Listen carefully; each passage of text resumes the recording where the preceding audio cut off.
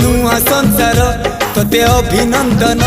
तो चल बाटरे झर फूल चंदन तो चल बाटरे झर फूल चंदन समयर चक्का भौरी घुरे घुरे फूले कांदनालो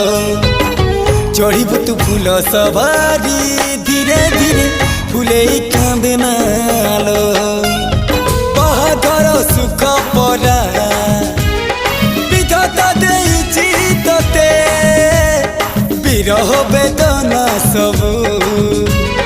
सहिबाकु हवा मते